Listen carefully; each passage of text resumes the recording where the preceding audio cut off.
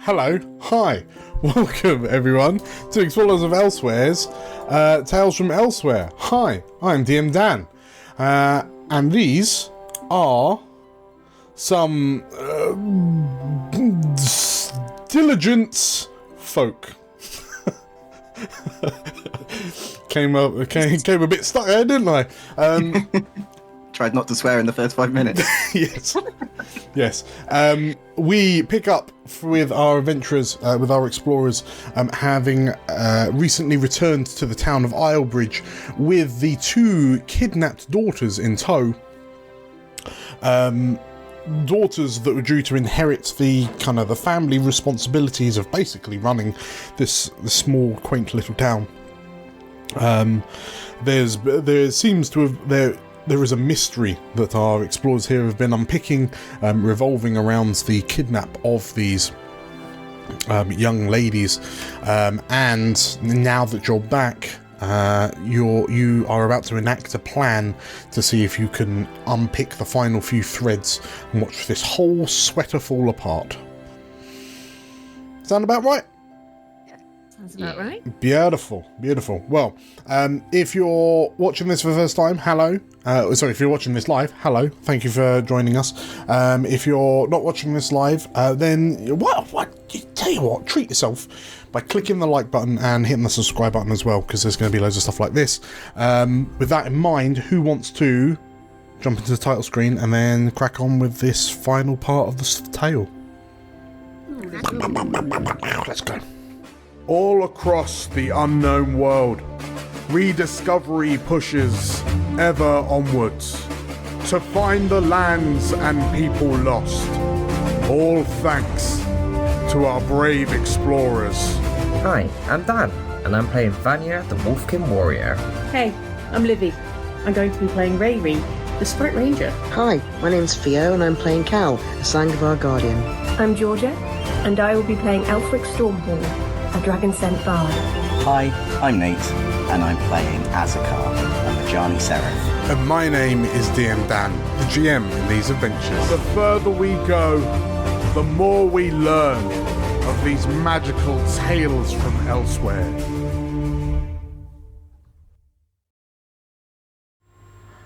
And so, let's turn the music back on.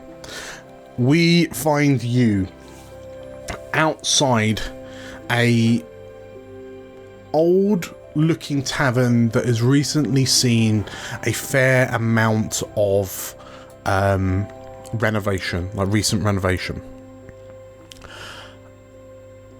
The sign above the door reads The Horse's Head, and the tavern is peculiarly built in the middle of this very large, very wide stone bridge that spans a river that bisects the town of Islebridge.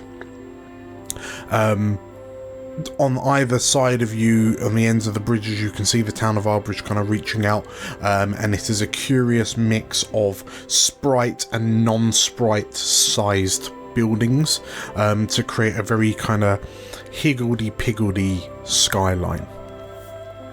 But as the five of you stand in front of the Horse's Head, you step in. I'll pass this off to you. What time of day is it? What time did you time? When did you time for this encounter to happen? Like morning, afternoon, evening, night? Dusk. Dusk? Yeah, I can imagine Dusk. moving up and down. Yeah, because I was going to say it's getting in definitely at later in the day. Okay. 5. Dusk. Okay. In which case, as the sun is setting and the sky is an assortment of beautiful, warm, reddish, orangish, purplish hues, you can see the townsfolk of Islebridge kind of ambling past you.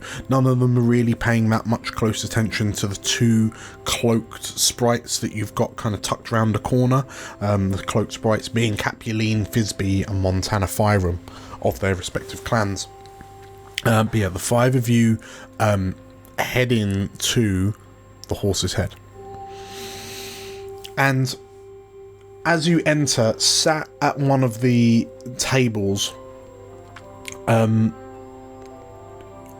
quite like caricaturely, what's that word? Counting stacks of gold coins.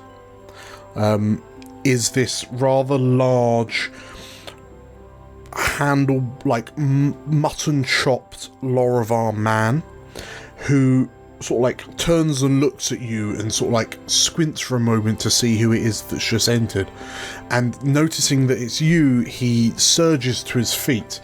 You recognise this man to be Varin Verizon, the Laravar that hired you for this job, and seemingly the architect of the whole kidnapping plot.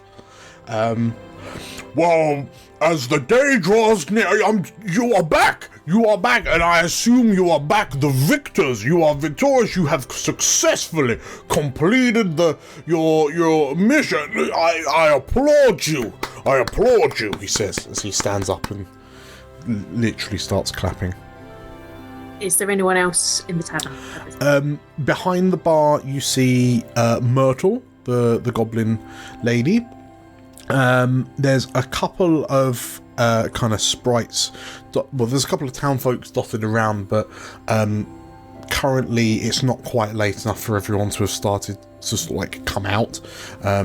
You're in the run up to it, but yeah, like the sprites look over in curiosity as Varen, you know, who's a giant amongst these people, stands up and begins publicly applauding you.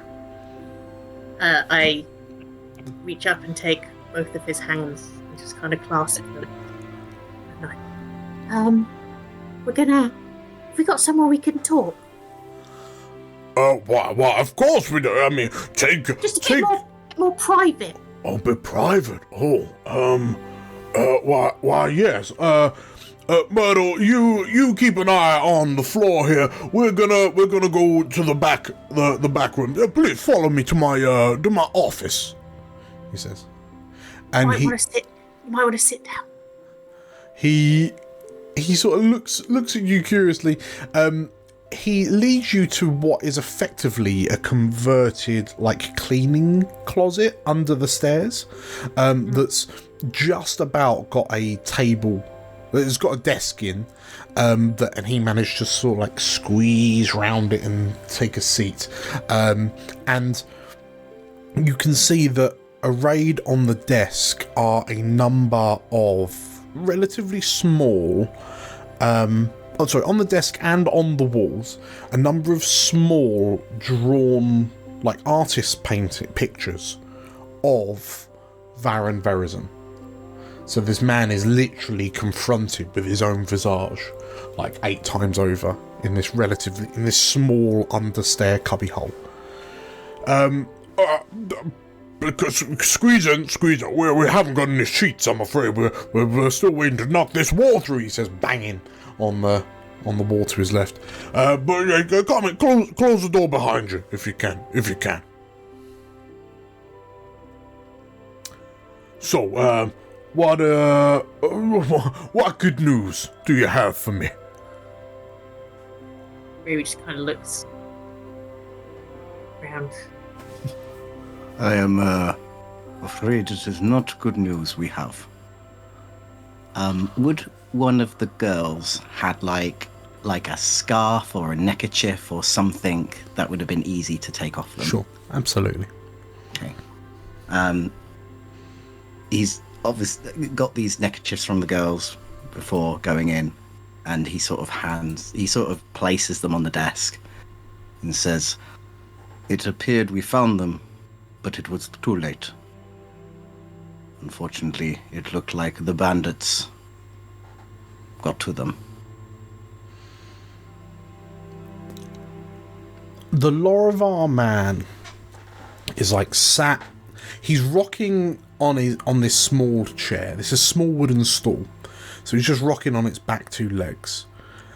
And as you say that, like he's looking at the 5 of you with this like sales advisor smile on, and then you can see the point where your words register, because his eyes go wide and he wobbles on his chair and then slams back forward. And I'm sorry, they did what? We found their bodies. And then clearly you did something and brought them back to life, I assume, given that you are, all powerful explorers. We do not have that power. So they're dead. Unfortunately, so yes. And you all saw that they were dead? Yeah. That is a shame. That's a damn shame. Oh, it's gonna break their hearts. The Tiber and Benville, the love that they have for their daughters it will bring a tear to the eye. You're sure they're dead? Sniffing hit and listening to his sort of micro expressions and his reactions, his heartbeat. What's this seem like right now? Does it seem like someone who is a bit shooken because of news of people's important people's passing, or shooken because his I think he's hopeful. I don't think he's even shooken. or is he hopeful? What's this guy? What's the sense we're going to get from him? With your acute senses, you have, as he's talking, anyone who's happens to be able to see Vanier, Vanier, you can't help but grimace slightly, because there is a distinct stench of flatulence in the air, and you, to the point where you wonder if Varen here has farted in shock, and he seems genuinely kind of shocked. There was a point when the news was first broken, and he did seem genuinely surprised, but the way that his eyes are kind of flicking from side to side, the way that his brow is kind of furrowed but moving around, it's almost like you're watching a machine process something. You can almost visually see him processing this information, to the point where he does seem genuinely kind of put out and a bit surprised, but he doesn't seem sad. So yeah, and he's currently looking at you, having just asked. They're definitely dead. And he looks to the five of you, waiting for, just pointing towards the evidence on the table. We will be taking these and the other evidence that we found to obviously the proper authorities. Varen nods. That's a real shame. A real shame. Anyway, he says, clapping his lap. If you've got this evidence of this foul play by these bandits, I suggest, if you go over and speak to Sheriff Perrin, if you like, you can leave the real hard conversation with the parents, with Tiber and Benville. You can leave that up to me. I mean, I see them as pillars of this community, and I feel that I need to offer my sincerest condolences and my support in their time of need. And the now unfortunate reality of their misfortune. Yes, the evidence, it was quite interesting. Obviously, we can't share. Some letters that we found. Some sketches. He nods, and letters and sketches, you say? Well, what of? I think that's better to take to the authorities.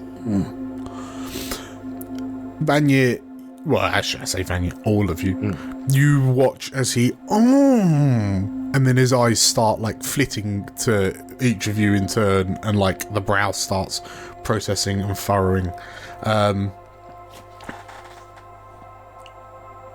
And then he, right, well, yes, of course. I mean, you should do what you need to do, but, I mean, although it's not the outcome that we were expecting, I'm thankful that you have managed to complete the task that I set you. I mean, by the wording of the letter, you were asked to bring back the two daughters, and it was, expected that they would be on this mortal coil. But as that is not the case, I feel that you have not completely completed the terms of your contract. So I will have to speak with your superiors as to negotiating a reduction in the pay that I forward to you for a task well tried but not completed. I'm sure you understand from business people to business people. I don't think the money aspect is currently on our minds, considering that two young people have lost their lives. Well, yes, it's thinking about the grease of life, of society, of civilization, no less. That it plagues my mind so much is both a blessing and a curse. But don't you worry. You do what you need to do, he says, and you can see he's now sort of like scanning you to see if you've got this, like, these letters and sketches you've mentioned poking out. And yeah, you do what you need to do, and I'll break the bad news. How's about that? It's okay. You look troubled enough. We will go and talk to the families. No, you've done quite a lot, he says, and he stands up, and suddenly the room feels a lot smaller with him sort of like two hands leaning on his desk. I insist. Tell you what, you've had a bit of an escapade. Why don't you drink some food on the house? You grab a seat outside, and we'll take care of you. And then we'll smooth everything over. How's that sound? We will complete our job first. Then maybe we'll return. he smiles with gritted teeth. Riri looks over at Alfric after they'd had a conversation about things that Alfric might be able to do for certain periods of time. Alfric catches her eye and is like, And Riri goes, a minute, right? a minute. A minute? Riri slams her hand down. You did it! You did it! We know you kidnapped those girls and you wanted them to leave, and it's all on you. We're going to tell them all.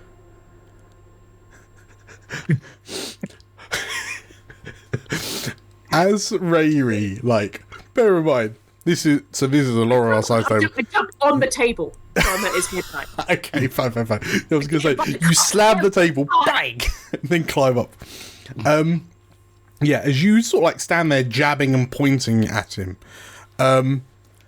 Varen looks visibly shocked and rattled at this very angry Ignis Sprite shouting in his face. And then presumably also there's a from Vinny somewhere in the room as Vinny's well. just at his legs.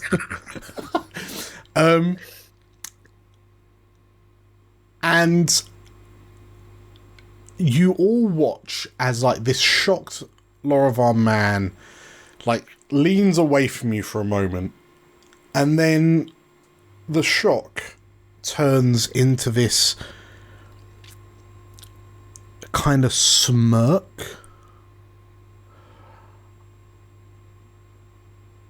Well, that's all good to say, but I have a suspicion that you do not have any evidence to back up these baseless claims of slander. And certainly within the town of Islebridge, the laws of justice pride themselves on the integrity of their evidence and proof. It might ruffle a few feathers for you to go around spouting such heinous nonsense. I think you'll find we have more than enough evidence.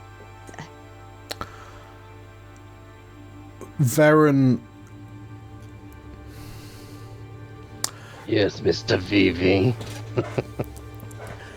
Varen looks and... Okay, you got me. But I was only operating on the express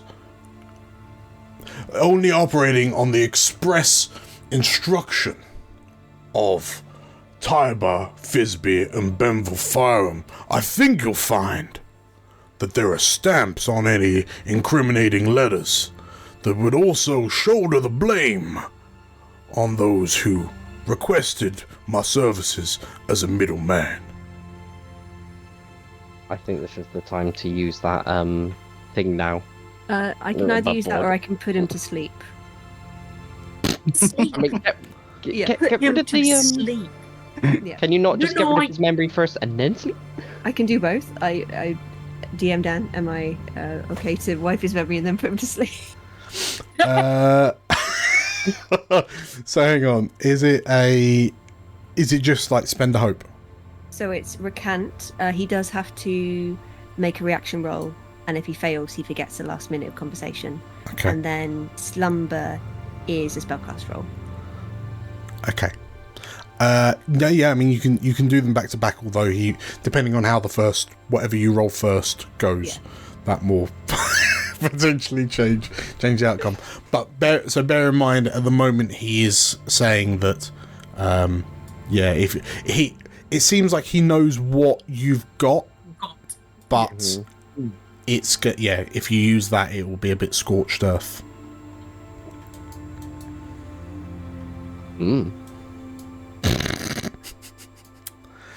But he knows that we know that he knows that we know. Yes. Yeah. So if we take his memory, then he won't know that we know. Yeah. Unless he stole the stamps. Yeah. I don't know. I know. I know. I think the parents aren't now. If the I parents wonder are if they're in on it. I wonder if they wanted to scare them, so they wouldn't join the Adventurers Guild. For those interested, roll me a instinct. Ah, an instinct, yeah. I'll roll that. 2. What? Wait. Oh, Ooh. we both rolled at the same Wait. time. Oh my god. All the There's dice. so many dice. All the dice. Okay, what we've I got? got it. I got a 19 with fear. Ray rolled less with fear. Cal rolled 5 with fear. Fuck that. That's okay. So Vanier, 16 Yeah, with hope, 16 with hope. and Alfric, So- 14 plus. I'm gonna add that to a Slayer die. Sure. So Alfric rolled with hope. I mean, unless you want me to farm 3 fear. This is more just a reaction roll. Oh, is it a reaction? Okay, yeah. Fair. So, Vanier and Alfric, you recognise as he says this, as he reveals that Tiber Fisby and Benville Fireman, so the two girls' parents, but they will be implicated in whatever claims you make against him. The way that he pouts, you get the impression that the parents aren't involved, and in fact he's done that to cover himself. I think we should put him to sleep and then rifle through his things. I think we should kill him. Maybe wipe his memory and then sleep?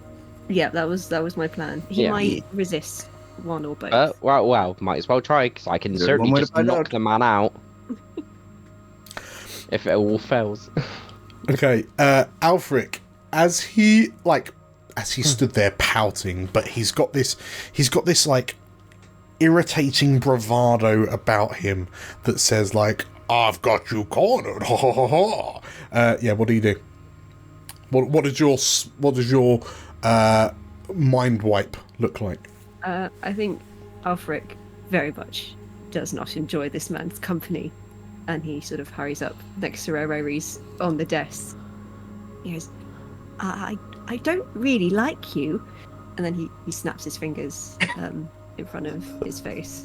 I was hoping it would just be with the violin in a cramped room. It's a little violin version. I don't think there's room in this cupboard for me and my bike. No. Okay, it's like so smacking Cal in the moustache. So as you kind of channel this mind-altering magic, what does he need to roll? He needs to roll a. So I'm scrolling. A reaction roll. A reaction roll. Okay, bear with me 2 seconds. 15. 15. Mhm. Okay. There he is. So, oh, interesting. This is a straight D20 roll. Boom! Here we go. Didn't you have prayer dice or something? Do they work with? No, they don't act with reaction. I mean, it's a 15, so he's rolled a 17. Wow. That's what I was. As you click, nothing. he pulls his chin back into his chest as you click at him, and like his eyes glass over slightly for a second, and then you just tried to do something funny to me, he says, and he like his face goes beet red as he and his jowls start wobbling as he points a finger at you. You're like, I'm sorry, sleep. And then he pulls out violin. Plan two. Okay, plan 2, in which case, yeah, as you pull out your violin, please make me a spellcast roll. That's just a normal roll. Yeah. Yep. So for all intents and purposes, you're not in no. Fucking hell. Okay, in which case, you're like plan B, and then you go to reach for your violin, and then it just gets caught in everyone. Like it kind of gets caught on Cal's sleeve, and then your bow comes out, and you like elbow Azakar in the chin. And this music is far too peaceful. As you attempt to like get your violin spellcasting focus out, he's like shaking, beet red in the face, and he looks to you all, and like his eyes are beginning to bulge slightly as he would like to cast recant on himself. like at the sheer indignation of it. And I'm not going to take a fear, because instead he shouts, "Murder! Murder!" And like he throws a hand down on a small, what looks to be like a small golden bust of himself, but then as he looks up to you, he then turns this bust 90 degrees and it just rotates on the neck. And as he does that, the section of floor that he stood on in front of this like back wall suddenly rotates, and he disappears through this rotating wall that he's installed. Indiana Jones us, bastard! Scooby-Doo. And you, like, in the confusion of Alfred kind of getting tangled up with everyone, yeah, you just watch him as he just slides out and is replaced by a very confused looking sprite patron. Says the sprite. But you can hear him through the wall shouting, "Murder! Murder!" Who's first in the initiative? Does it sound like his Myrtle sounding is now coming from back in the bar? Yeah. So I'm we're running going to be back to flipped me. round. So I'm going to be furthest in the room, I guess. And then No, so I feel like basically, the room that you're in, like half of it was rotating platform. So he's just pivoted out and left you in. So yeah, I see what you mean. You and Alfric are furthest from the door. Yeah. I feel like I'm probably at the back, so I literally have bolted out back into the pub. And like my hand going towards. I don't intend to kill this man. I want to knock him out. Okay. For the record, if I get hold of him, I am knocking him out. But yeah, that's the plan. In which case, as you kind of chase him out of, as you burst out of this little understair cubby room, and you emerge back into the main area of the main drinking area of the tavern, you can see Varen like running across the drink hall, shouting, "They're trying to kill me! They're trying to kill me!" And like the sprite patrons that are in there are just, what? Like there's one really confused looking like Asavar woman that's just watched her date disappear into the wall. And like as Varen is, he's clearly sort of like Dr. Robotnik running for the front door.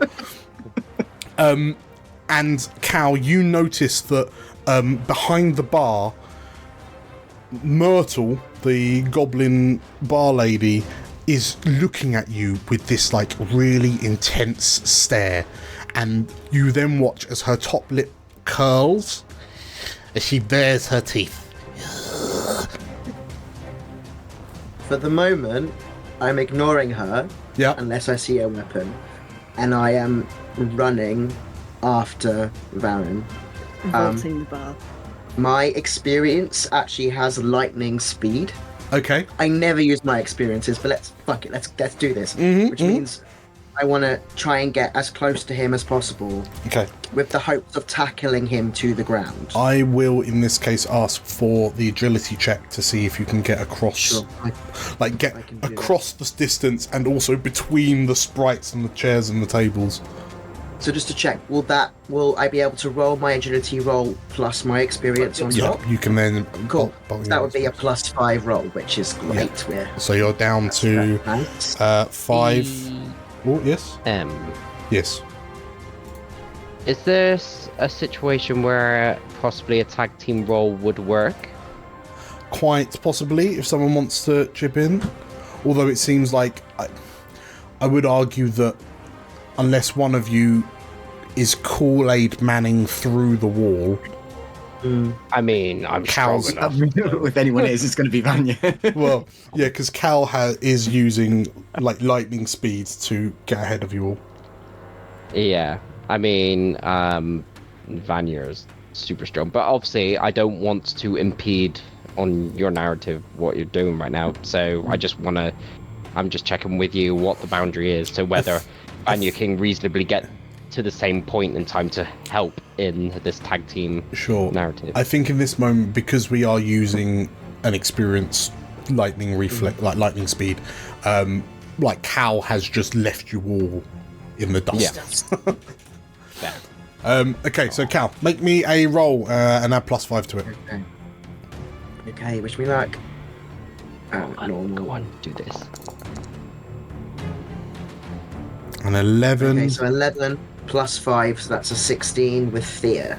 Okay.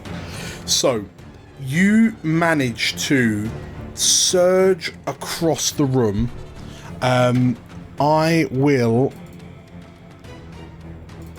So you manage to surge across the room, and you catch up with Varen, who is definitely slower than you. But as you kind of go to grab him, you with fear, eh? You go to grab him, and as he's stood there going, help, help, help, like screaming, like he's got two hands outside the door and he's got his head poking out onto the bridge, and he's like, help, help, as you grab him and pull him back in. So alerts have been raised, but as you pull him back into the tavern and he looks at you, and like the beet red in his face has now been replaced with just like sheet white. He then, don't hurt me, he says as he brings his hand up, and then like through his fingers he peers back over to the bar and, now Myrtle, now! And you see her pull a lever on the side of the bar counter. And Cal, like, you hear this loud clonk that then reverberates through the floor. You can hear different clonks going underfoot.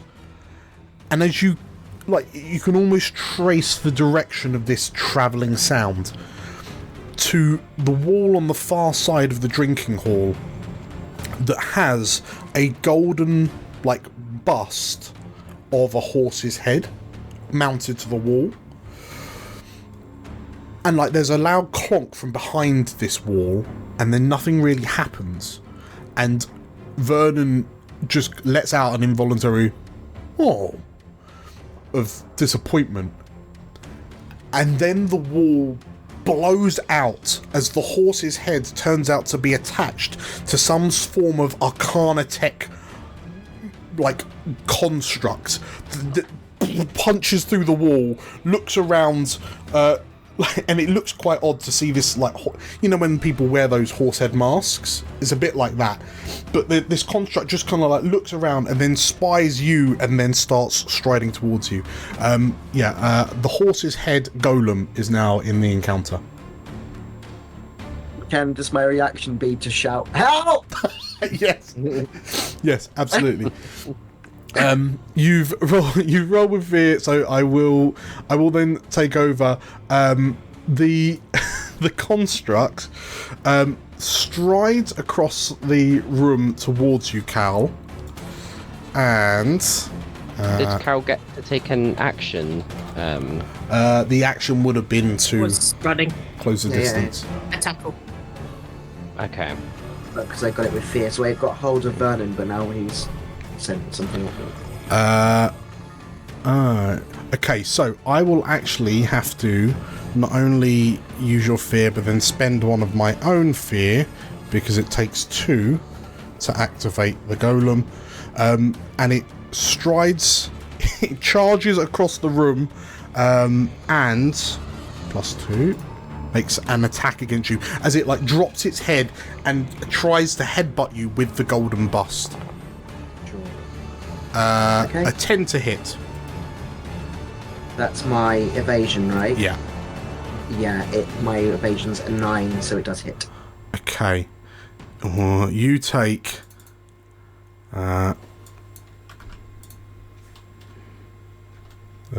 you take...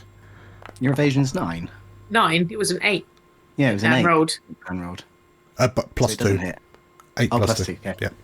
Yeah. You take 28 damage as this thing headbutts you with a charge and knocks you to close range. So headbutts you so hard that like you are pulled away from it, like you are knocked away from Vernon, and you kind of crash into the bar on the far side, and like sprites go scattering in panic as you are flung across the room.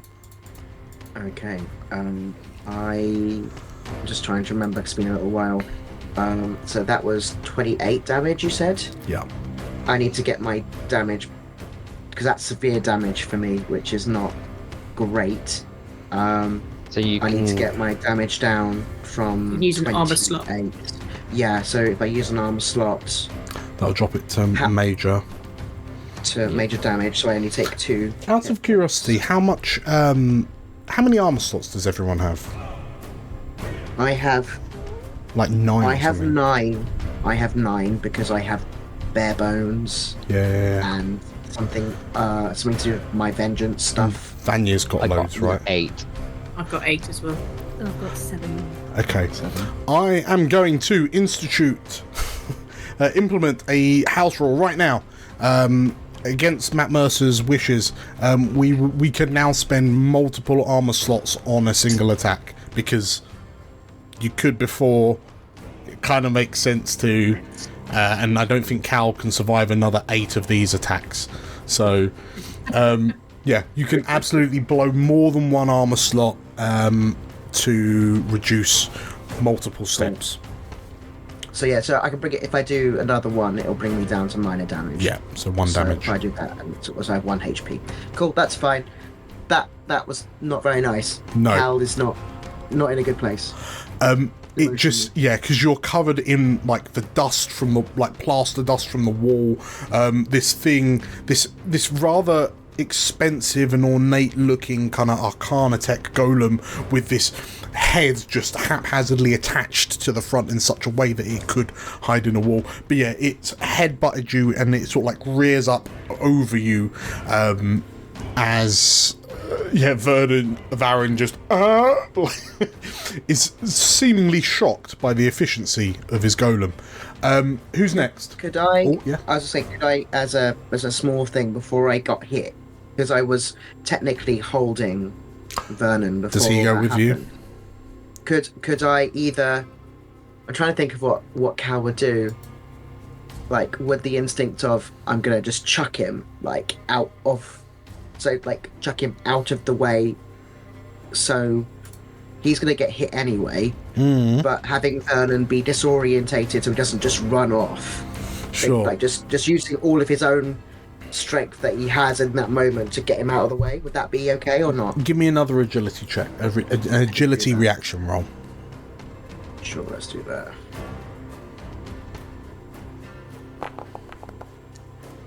That's better, and then agility is 3, so that's a 18. That's at 18. Okay, so yeah, in which case you were quick enough to react to do something with Varen before you got sideswiped. So what is it you wanted to do? I just want to chuck him so he's disorientated. Okay. So maybe like chucking him against that wall that's nearby, so he can't really react. Sure. Can't go anywhere, but I still take the full brunt of the hit from the horse's head. Cool. Yeah, so you've managed to pull kind of Varen in, like bounce him off one of the pillars to kind of knock him off balance, and he's on his arse. But you are sprawled out. Yeah. Cool. Okay. Who wants to step in next on initiative? Ooh. I think Vanya. Vanya wants to step in next on initiative. Yeah. So, am I able to close the distance? I don't know, obviously, what the scale is here, but am I able to get there with my movement? The golem. Do you want to go through the wall? Sure. You know it's a fourth wall now because you've just seen it rotate. Okay, I will ask you for a strength check, like a reaction strength check to try and. I think it would just be a bog standard strength check. I'm gonna do. I'll do a strength check. If it's, is this a reaction or is this? No, it's a full blown roll. Okay, so hope and fear does matter, Mm-hmm. right? That's. Let me just get there. So to paint the picture, you're in the room, and this little sprite that's just been rotated in is looking up at you. Can I help? He said, "Who are you? Where am I?" Pardon me. Let me just roll. Okay. Because of the Oh, it's a crit. Crit. Great, yeah. Okay, so as this sprite is I'm gonna put that demanding to a to know spare die. who you are, like, because also for the cramp, you've had to sort of like roll round and over Rayri and Alfric to get to the wall that Varen's disappeared Yeah. through. But yeah, Gauntlets first, almost like a ball. from the perspective of someone in the main drinking hall, what does this look like? Like, they've just seen a wall rotate round, and like a sprite's disappeared. They've seen this Laravar man appear, going, "He's trying to kill me!" He's run across the room, made it to the front door, been pulled back by this Asavar. Then a golem has burst out of a wall, headbutted this Asavar across the room. And then, like, in this split second of peace, what do they then see? They then see, as their focus is on this chaos, but then a smash in the wall brings their attention, and the camera pans around to, like, almost not like floor level, but almost like in the air, like, level. This or actually, well, let's just say a big enough hole just breaks open as a gust of wind and ice comes through, as Vanier uses that momentum to leap into the air towards what you thought would have been this what's the guy's name again? Varen. Varen. Who thought it'd be Varen, and then sees this like massive golem. Mm-hmm. And you'd think there would be shock, but there's just this wide grin and bloodlust in Vanier's head, like, finally a monster. And he just goes for the hunt for the monster instead. For the he kind of forgets, man. Yeah. For the horse head golem. Yep. Okay. And because I'm assuming the horse head golems push these guys away, he's in the firing line anyway. Yeah. So Vanier's just come straight through the wall to the golem without expecting to, but. In which case, as you come through in a very, like I say, the horse head mask, just his face kind of peers at you as you come through the wall, like fist raised. Yeah, by all means, you can go straight in for the attack. Sweet. And are you taking the hope or putting that in for Slayer? I put that as a Slayer die. Okay. Would you argue, because I got it as a crit, yeah, I could have that with advantage? Sure. Thanks. Sure. Thanks, buddy. Yeah, I'm gonna spend, because of this big dude. Mm-hmm. After that short rest we had, I got my deadly focus back. So that's once per short rest, you can just apply your focus towards a single target, which is going to be this golem. And now my proficiency has gone up by 1. Doesn't it? Yeah. So my proficiency is now plus 3. Mm-hmm. Right. So let's do this. I got advantage. I'm doing an attack roll. Where's the roller? There it is. I got advantage. So 19 plus with hope. 3 on top of that. 22 with hope. Okay, very good. And I'm going to add another Slayer die. Sure. Instead of getting hope. A 20 yes hits. As he comes barreling down towards this creature, the momentum coming through the wall, and this gale of wind and frost, as everyone's just like getting plaster in their eye. Yes. He comes crashing and barreling down his fist. I get to, so yeah, it's 3d10 plus 3. Let me just do that.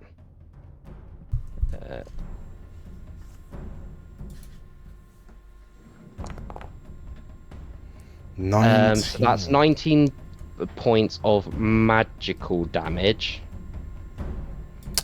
If that affects any resistance or whatever. If he's a golem, he might be resistant to one or the other. I don't know. Nope, that is fine. So 19 points of damage is major damage. Oh wait, I forgot to add my Slayer die. Oh, I'm going to play my 2d6 Slayer die on top of this. So you're on 19 at the moment, yeah. Where's the roller system? There it is. Roll. +10. So 29 is severe damage. More like it. And so as you come bursting through the wall, I'm almost imagining pseudo like Wolverine crouch jump through the wall. And as your fist connects, the snout of the horse bends, because I mean gold's quite a malleable metal at the best of times.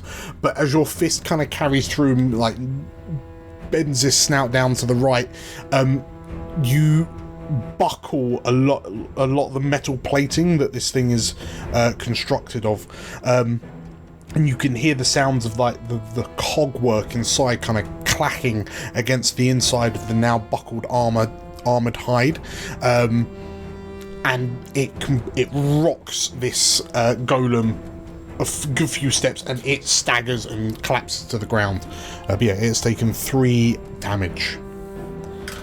And just I guess Vanya would be like someone shouting out something like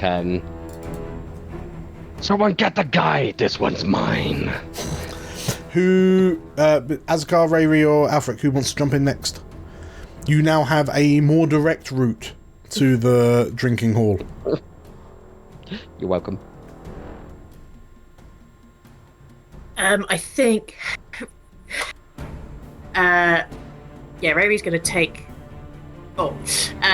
Rayri sees the hole, and looks to Vinny. Vinny, get him! And she points at Myrtle. Okay. Yeah. I don't like the look of her. No. Points at Myrtle. Come. And is going to fly through the wall and run towards Myrtle. Okay. Yeah, that is absolutely fine. Make an attack roll.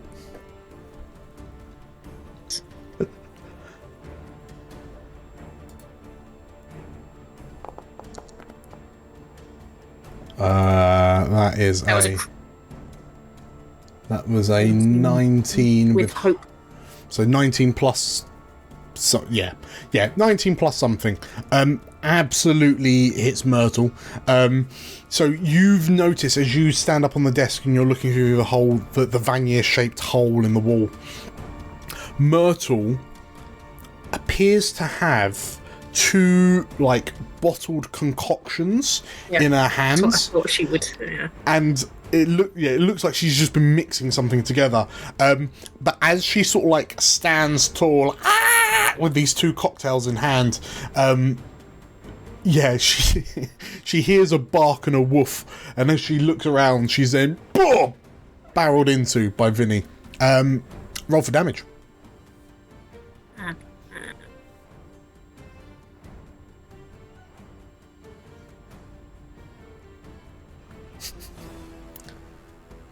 13. Sorry, that's plus 3. 16. 16. Chomp damage. Okay. In which case, as Vinny jumps out, you hear a crunch as he like bites down on Myrtle's left arm, and and then she drops the cocktail, and it like clonks onto the floor and rolls away. And luckily, you rolled with hope, I believe. You roll with hope, so it doesn't kind of break and crack when it hits the ground. But that is severe damage for her. That is 3 damage to good old Myrtle. Okay. And as Vinny, who wants to step in next? I think Alfric looks up at his remaining companion. He's like, I am dreadfully sorry. It's all right. It's your first run.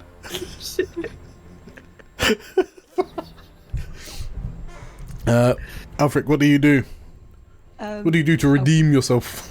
He's going to sort of stumble run out of this hole into the chaos that is this dining hall now. He's going to see the chaos going on with Myrtle. He's going to see the chaos going on with this horse Thing. He's going to see Cal injured, and he's gonna go for the horse. He's gonna okay. There's one spell I know I can't fuck up. Levitate. Levitate. He's gonna cast Arcane Barrage. Okay. Barrage. Arcane Barrage. Very good, very good. Yeah, please roll me an attack roll. Yes. It always hits, I think. Yes, automatically strikes. So it's direct damage. So yes, I just roll a d6, I believe. Okay, very good. And that is where's my d6? Roll. Cool. 6. Is it based on proficiency or anything like that? So have you got 2? So I am going to spend. I will spend 2 hope. Okay. So that's double. So that's 12. 2 hope. So you're down to 3. Ravi's capped at 6, so I don't have to worry about that. Okay, so 12 damage is minor. So 1 point of damage on the golem as it's staggered as it's picking itself up as you emerge and pummel it. What they look like musical notes, right? Yeah, so he finally gets his violin out of his thing. And he's just like desperately filling away at it, and the musical notes fly out and smack the horse. Okay, in which case, yeah, the golem kind of brings an arm up, and as the notes impact it, and as it does, you can see, thanks to the armor that's been buckled by Vanier's strike, you can see inside, inside the creature or inside the construct through its side, and behind all of the sort of like the clacking gears and cogs within it, there is a clearly magical glow, presumably of the power source that's running this thing. You roll with hope, so we go on to Azakar. How, with looking through the wall, how far away is the horse, is the golem? Close. Oh, it's clear. That's cool. I'm gonna bolt beacon that bastard. Sure. Sure. Yeah, roll to hit. It's pinned him spot by this barrage of musical notes. That's a +3, so 14. A 14 with fear. In which case, yeah, as you channel your bolt beacon and fire it out the hole in the wall towards the golem, the barrage stops and it turns and brings its undamaged left arm to bear, and it the bolt beacon is deflected from an armor plating on the forearm. That is a miss, unfortunately. I was going to actually say, could I add a prayer dice to that roll? You can absolutely add a prayer dice to that roll. So you're on 14. I'll add a 4 to that, so that'll make an 18. Brings its arm up, and it refracts off the plating. It catches it on the shoulder, on the arm plate, and as it holds for a moment, it then buckles under the weight, and you hit it. Yay!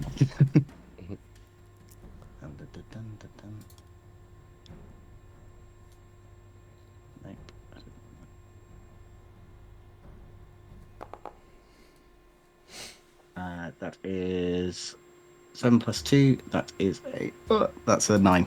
9 damage is minor damage. It takes 1 hit point, and it's now tagged.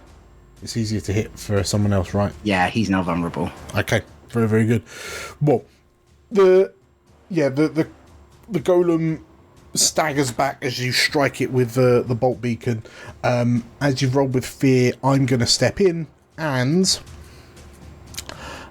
this time, as she's being flung around by Vinny, Myrtle shouts, "Eat this! Eat this!" she says as she who's let's see, actually, let's go with sure. She launches this well, she smacks Vinny with the bottle to try and get him to release her. She's gonna roll a not very high roll. Oh, what is it? Ow, I've lost my stat block. There we go. She's gonna roll +1. She rolls a 15 to hit Vinny. Pretty sure that will hit. That will hit Vinny. Yeah. That will hit. Okay. In which case, as the bottle breaks, Vinny takes a total of 14 damage. No worries. And as she cracks this bottle over Vinny's head and he doesn't let go, she's just, I've got more where that come from, and she like starts reaching for other drinks off the bar to wield as weapons. Back to you lot. Who wants to start next round? I think Cal needs to do something now. Yeah. He's been on the floor for a bit. He's back. Yeah, Oh. old man. Oh. Right, where is matey boy? Where's Vernon? Is he near me? What's he been doing? So for all intents and purposes, you are like in the corner near the front door. Like, so you're in the corner of the wall and the bar, and the front door is like just round the, like just out of arm's reach. Varen is on the other side of the door, like slid up against a supporting pillar. So within very close range of you for all intents and purposes. But kind of sandwiched, like towering over you, is this the horse-headed golem that's being assaulted by magical attacks. Okay, so it is still attacking me. Okay. It's stood over you for all intents and purposes. Okay. Cool. I will then. I will fight this thing using my broadsword and my dagger. I think because. Oh no, it's an arcane magic user, not something that's magical, so I can't use my... That's fine. So it's just paired, so it's +3 for my attack, so... Would you like aid in this in terms of yeah, that would be good. Now that we're both like... Yeah. So now that we're both... Yeah, now we're both I didn't want to hit on your call, but I feel like this is a moment between us two. Beat this thing up. So Vanier's dropping 3 hope for a tag team. Yeah. Okay. So Cal, how are you starting it? And then Vanier, how are you adding a little sprinkling to it? I feel like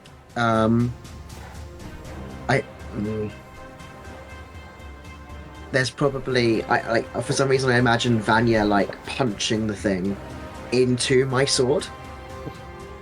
So you actually like physically like you're pushing him straight into my sword. So I think that would be quite good. So as Cal gets up and gets into the zone, you punch towards in the middle. I'm not explaining myself. I will flavour this a bit, like to empower that based on the roll. Because if I want to see how our rolls work with this. I was gonna say maneuver. Yeah. Both of you make your attack rolls. So mine should be +3. I'm just gonna double check something though, Dan, before I do anything.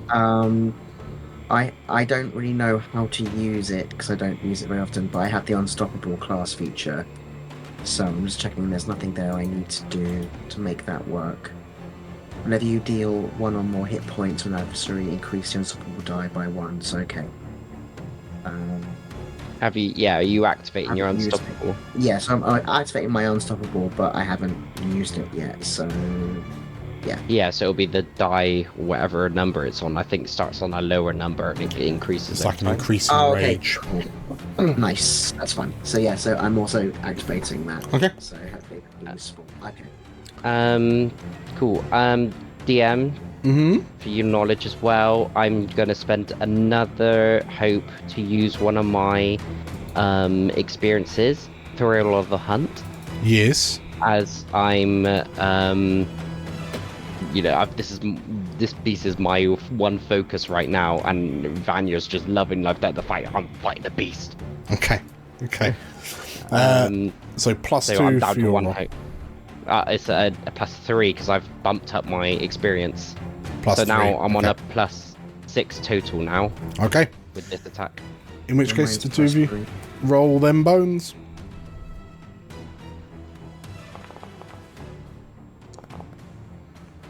So we've got 12. Plus 6. It's 15 for me. So I got a 15 yeah, 15 with hope. both roll 15 with hope. So I guess it doesn't matter which way we go. So Cal, you kind of pick yourself up, and seeing Vanier as you, like Vanier leaps forward and kind of goes to, in effect, shoulder barge, like shunt the golem off balance towards you, and like you see it about to happen, so you surge to your feet to be ready for it. But Vanier, as you plow in, the golem spins round and blocks and like parries your hands away and knocks you off balance. A 15 does not hit. Yeah, I thought as much. Unless Azakar is handing out an advantage, I think, for Bolt Beacon. Oh yes, that's true. Is it advantage? Yeah. It's advantage. So yeah, we'll get a roll. Do we get to add plus 6 or not? Well, Yeah, so it's we a get +6. a plus 6 to one of the rolls. So if, why not? You roll a d6 for us. Okay. I roll it. Yeah, roll it. It's 2. So Cal's now on a 17 with hope. Yep. In which Would you case, like it to make it? Would you like to use my last prayer dice? To add an extra 2 to it? To make it a 19? Yeah, make it a That would 19. be lovely. Because then it will hit. As Azakar is going to see the both of you like tag teaming and just sort of make a quick iron prayer to sort of send out to the both of you. okay. Yeah. In which case, there's a flash of light that kind of disrupts the golem. Like it doesn't see as such, but perhaps this kind of magical flash disrupts its arcane kind of matrices. But as it rocks, that then it slows it down momentarily enough that Vanier, it goes to parry you, but you're able to grab its arm. Yeah. And a 19 to hit for Cal means that it's kind of busy with Vanier as you rise up to strike it. The two of you can roll for damage.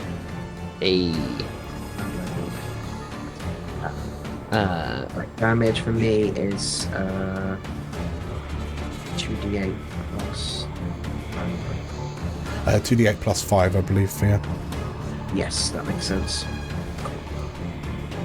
Remember, yours is what, physical?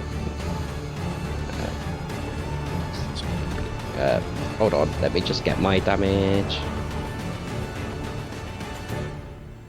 I got a 21 for my damage. 21 plus? No, that's total, because I've No, added to the plus modifier. Cal's. Oh, sorry, plus. So 33 total between the two of you. In which case, Vanier, as you surge forward and like grab the arm that's about to parry you and you wrench it backwards to rock this thing off balance, Cal, you're able to surge up and in quick succession, your long sword slides up underneath the joints between its shoulder, like its neck, and the bust, the now bent bust of the horse's head, and your broadsword cleaves that off the golem's torso as your Spell Eater dagger slides into its chest cavity and into the mana crystal heart that empowers the thing. And as the Spell Eater cracks the mana crystal and drains its power, the golem twitches erratically, like flings the two of you away, and then like lurches erratically and then collapses to the ground as on the other side of the room you hear a boom as this heavy golden horse's head like dents the wooden floor. And off the back of that, as the two of you sort of like stand over this now destroyed golem, I will spend a fear, and you hear Varen shout, "Bugger that!" he says, as he like crawls across the ground, scrabbles to his feet, and then goes to make it out of the front door. Well, he does make it out the front door. Does he go past me? He would be more going past Cal, but before... Okay. It's because I can do a thing if he's going past my reach. Sure, let's say you are. Let's say he is. I, as a warrior, am probably one of the few people that can actually do an attack of opportunity. As part of the warrior feature.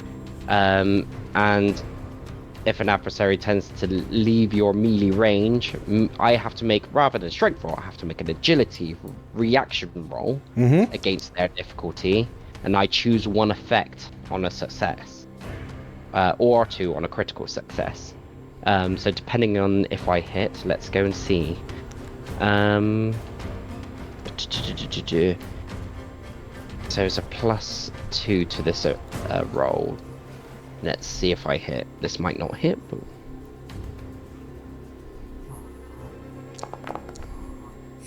$14? Wait, no. I forgot to add my modifier. +2. 16. 16 is a hit. And with that, I'm going to choose one of the features, which is to keep them from moving. Okay. In which case, then, as Varen like scrabbles across the ground and then gets up to his feet, and he's just about to like jump out of the front door, there's a as you grab him by the back of the collar and yank him back into the tavern. And as he's like pulled into your space, he looks around wild and he looks around in a crazed manner, shouting like, "Help! Help! They're trying to kill Luke! Look, they're trying to do a murder!" But in the as you hold him and the rest of you kind of filter in and surround him, you can see that a number of the sprite patrons that are in here are just kind of like cowering in the corners watching what's happening.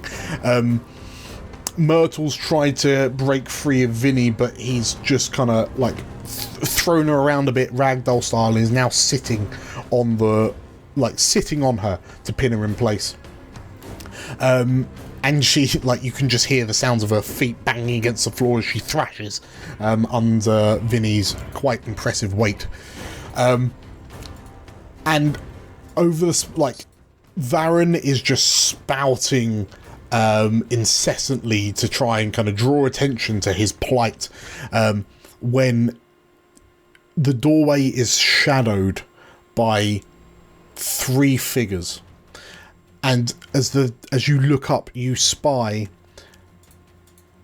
Montana and Capuline, now with their hoods down, stood in front of Sheriff Parron. And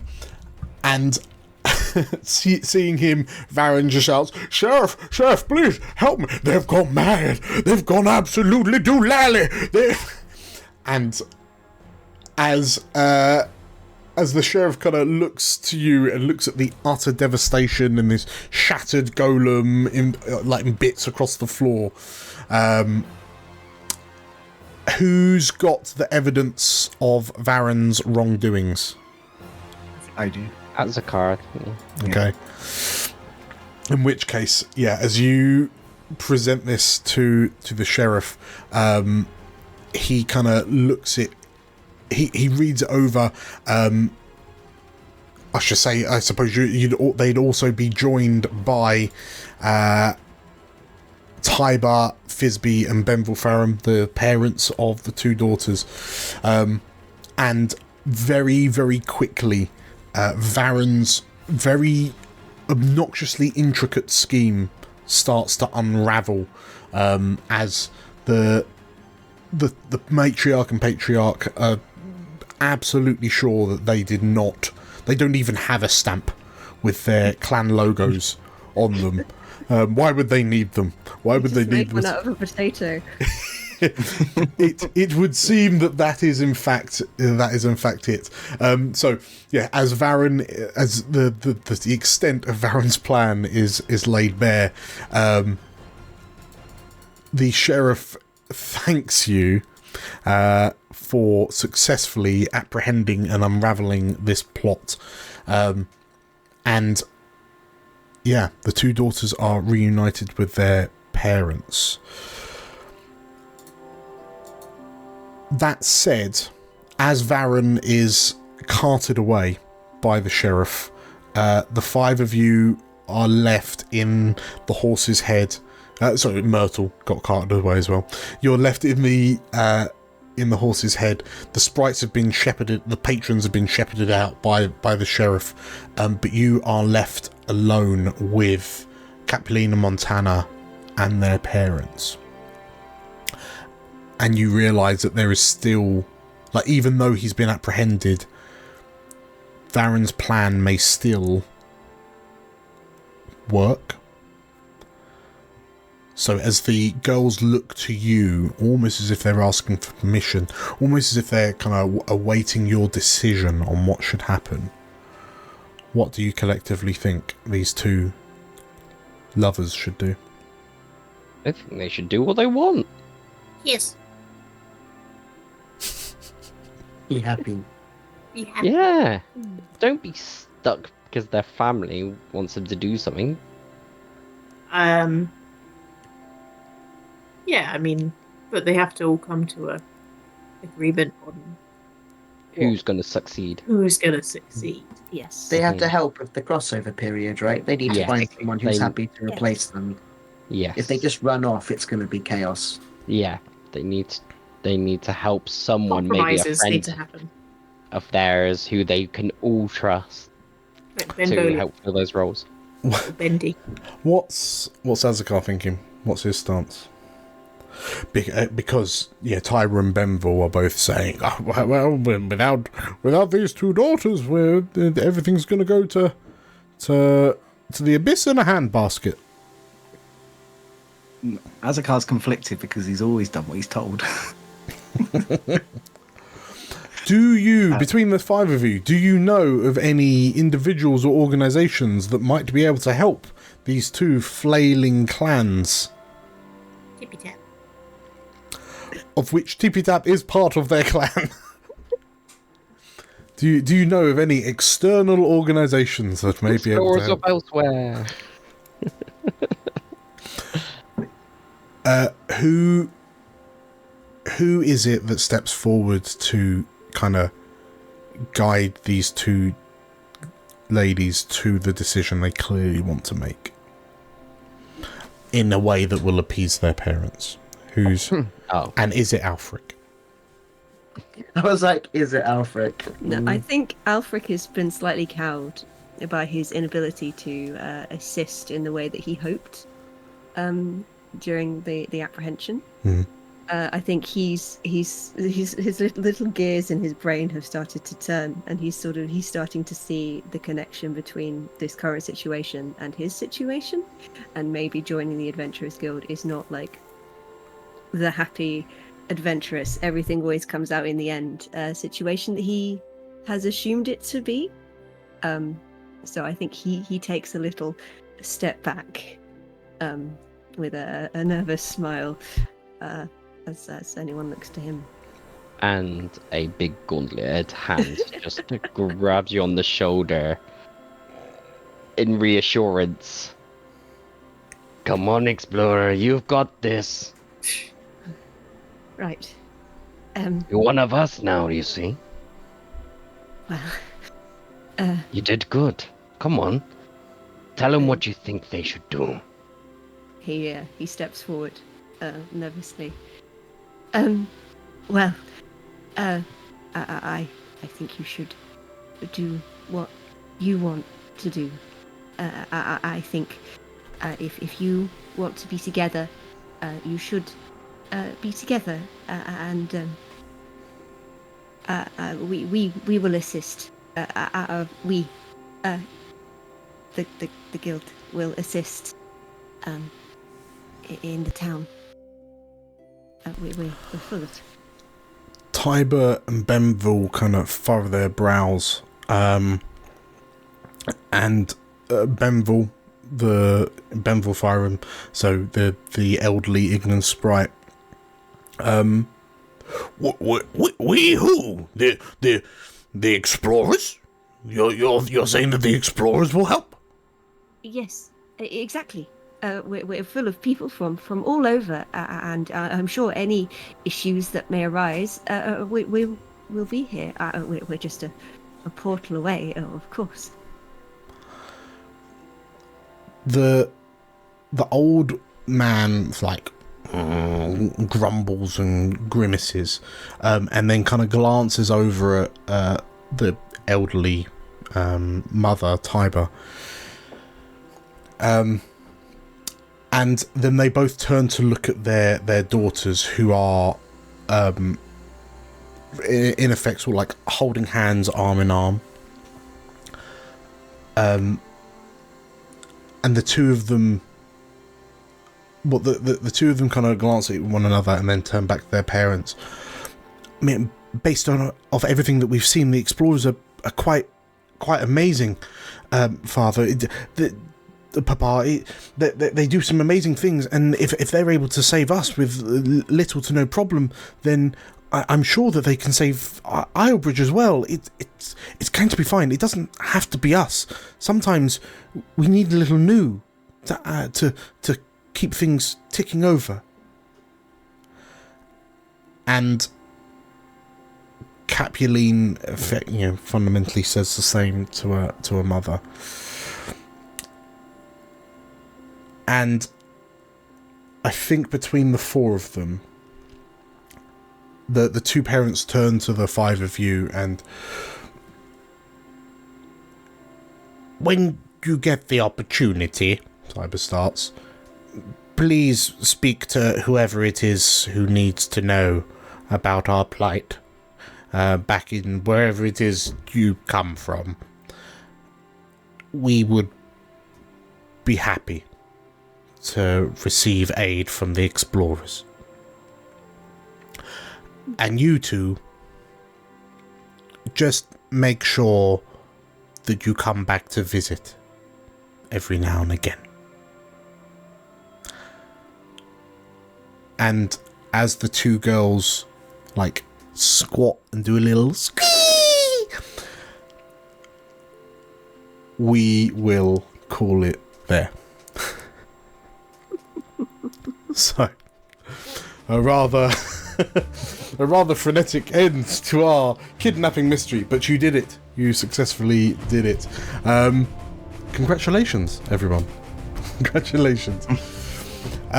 So, that wraps up the end of the Daughters of Islebridge tale.